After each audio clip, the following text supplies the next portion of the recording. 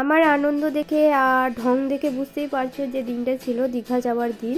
তো এখানে আমি অলমোস্ট রেডি হয়ে গেছি আর সাথে খেয়ে নিই দুটো ওষুধ, যেহেতু অনেক দিন পর এতটা বড় জার্নি করব বাসে, তাও আবার।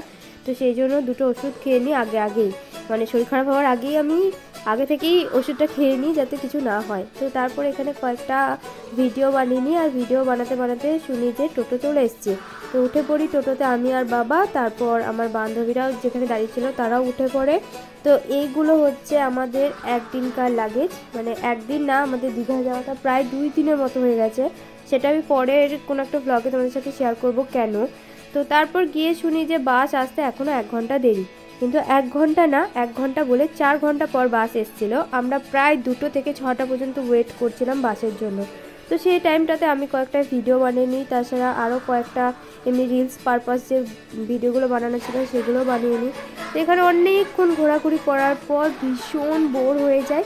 তো কেন সেটা শেয়ার করছি নেক্সট ভিডিওতে।